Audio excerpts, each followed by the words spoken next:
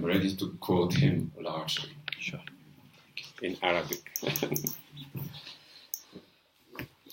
In the name of God, the compassionate and merciful, I am very grateful to God for this blessing of meeting you not only in bodies but in spirits. I think we are meeting in different levels. We are not just meeting physically. And as far as I look into my heart, I see we are all united and I don't feel any separation. So what I want to share with you is some reflections about significance of unity of God in Islam, and then I will have a second presentation about unity in God. And you will be given also a copy of the book, Unity of God and Unity in God, so then you can take it and find the references and more explanation. For sure, for Islam, God is the most central subject. And at the same time, human beings receive very central position in the Quran. So once I asked a group of students, I had a course with them, what would be the most important subject in the Quran? So some said God, some said human beings, some said different things. I said, maybe we can say, as a book for guidance, the most important topic is the relation between God and human beings. But as an object, of course, God is the most important object. But our relation with God is the most important part of the guidance. So when we read the Quran, we find that the Quran puts more emphasis on correcting our understanding of God than proving existence of God. We have some verses in the Quran that can be used as an argument or indication of some types of arguments for existence of God, but that's not the major concern of the Quran, because faith in God seems not to be very complicated, and if someone with open heart looks for the truth, would not be, facing difficulties in finding God. The problem is mainly not having proper understanding of God. Even I want to say those people who deny God, actually what they deny, maybe we also deny. Because the God that they deny is not the God that we believe in. And I don't think anyone can deny God as absolute truth, absolute beauty, absolute love, absolute knowledge. So it's very important to offer a kind of description or account of God which is close to Him as much as possible, although we are aware that the Quran says no one can describe the God as He is except what we call al-mukhlasun. And those are the people who are purified completely by God Himself. Otherwise, we should always praise God, but at the same time say, Subhanallah, God is to be glorified and God is greater than what we think and what we describe. So, when it comes to describing God, we find there is great focus on unity of God. Unity of God receives great importance in the Quran. Some people want to say this is historically important because we had pagans who were polytheists, they were mushrik.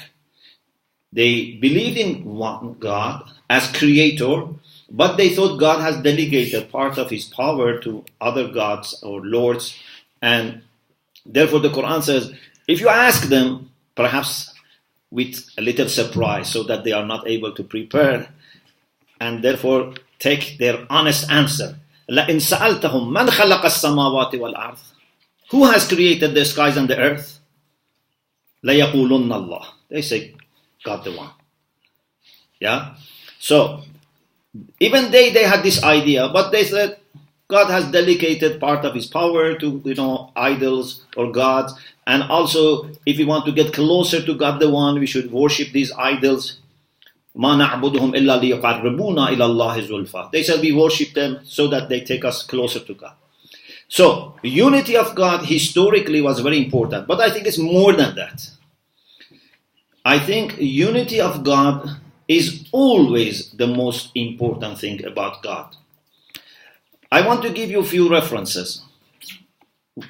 Prophet Muhammad, as you know, for 40 years lived in Mecca, although he traveled to different places and also he did some trade, but he mostly was living in Mecca. And he was fully aware of the problems that existed in that society. You know, we Muslims call the era before Islam the era of Jahiliyyah, ignorance, because there were lots of darkness and ignorance, lots of immoral practices. For example, you know that they used to bury alive their daughters. They used to do, lots of, mischief, no respect for the strangers. For example, one of the very bad things was if a stranger, someone from outside Mecca, was going to perform pilgrimage, they were supposed to buy their dress from Mecca. And if they don't buy, they have to do tawaf nakedly. Either you buy from the Mecca market or you go around Kaaba without dress. So you see how much they manipulated their role as patron of Kaaba to bring fame, power, money to themselves. So there were lots of problems. And one of the things we know that Prophet was very also contemplative, and many times he used to go outside Mecca to be in a cave, only him and God, and reflect about his relation with God, about what is happening in that society. So I am sure that the Prophet was observing tens of problems, not small problems, major problems in that culture and society. But what is amazing is his strategic approach. He used to say to people, قُولُوا لَا إِلَهَ إِلَّا اللَّهِ تُفْلِحُوا. Say there is no God but one God, and then you would have happiness in this world and the hereafter. You would have salvation. So he was not giving a list of 10, 20, 30, 40 things and say they are all equally important and you have to sort out all of them and then you will have salvation. Unfortunately, sometimes we give a list of many, many things to people and we give equal significance to all of them, or sometimes we give more significance to those which are least important. But the Prophet was able to identify unity of God as the most important issue. And if you establish this and bring all its implications into your life, then all the problems disappear. We have a hadith from our 8th Imam, Imam Raza alayhi salam, known as hadith of golden chain, Silsilatul Dhahab. You know, Imam Raza, who is buried in Mashhad, and our friends in the last round of dialogue, we went and visited the shrine. So he was living in Medina, and he was asked by the Caliph at the time to be his prince, and he didn't want, and he was forced to do that. So he accepted under the condition that he would not take part in any managerial and any kind of governmental affairs. In any case, on his way from Medina to Marv, northeastern, Khurasan, big Khurasan at that time, he went through the city of Naishabur, which is about 130 kilometers away from Mashhad. In Naishabur, thousands of people, and majority of them were not Shia, because at that time Naishabur was inhabited by the Sunni Muslims. But they had love for Imam because he's the progeny of the Prophet and they knew his knowledge. So they asked Imam for a hadith, something from the Prophet. And again, Imam Raza, with his wisdom and insight, chose a hadith about unity of God.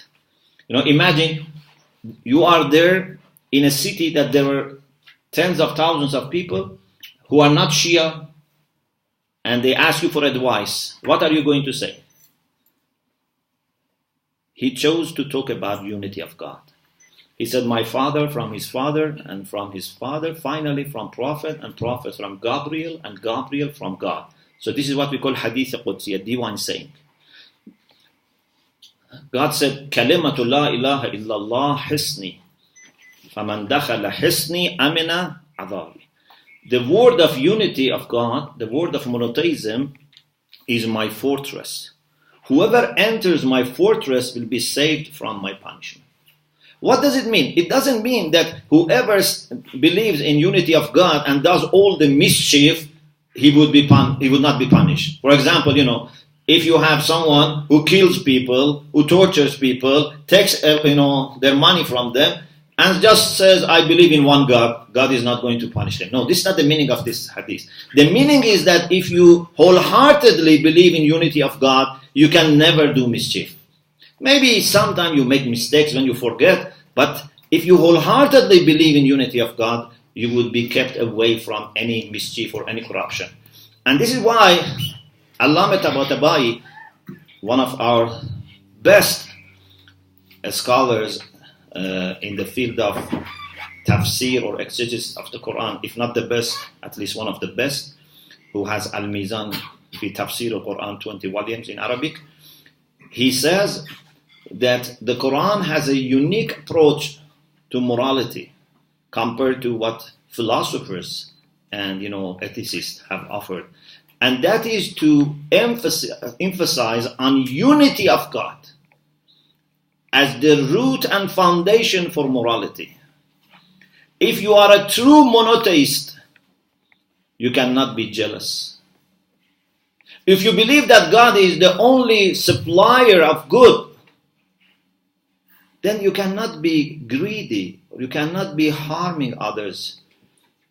You put your trust in God, you would not be fearful. So he says, instead of trying to fix problems one by one, which may take ages, the Quran tells us to fix the problem of unity of God in your heart. Try to establish this, reflect on this, contemplate on this, bring all the branches and all the fruits of unity of God into your life, your relation with yourself, with other people, and then you would see you become a very good person in every aspect. So, unity of God is very, very important. And we Shia, when we want to articulate our articles of faith, we say there are 3 principles that we share with all Muslims and indeed with all religious people: unity of God, prophethood, and resurrection. And plus we Shia add 2, which is divine justice and imamate. But I want to say that it is wrong to think that unity of God is a principle which is one of the 5 principles. I believe unity of God is the principle of the principles. And anything else, even our understanding of prophethood, of resurrection, even of imamate, all goes back to unity of God. And this is why when Imam Raza said this hadith, he moved on and then stopped and said, بِشَرْطَهَا وَشُرُوطَهَا وَأَنَا مِنْ شُرُوطَهَا. Unity of God has conditions. You can test someone's honest faith in unity of God by seeing his life in different aspects. So, it's the principle of the principles, and anything else comes under unity of God. And if there are people with whom we share our deep commitment to unity of God, like our Christian brothers and sisters, then I think we share a lot. In the same way that we cannot say unity of God is one principle of the 5 principles, so that, for example, it is 20% important. We cannot also say with Christian brothers and sisters we share monotheism, and this is one of many doctrines. And then we count how many doctrines we share, how many doctrines we disagree, and then we say, okay, this is the amount of our commonalities. No. I believe if we share unity of God, monotheism, facing God of Abraham, it's the most important thing.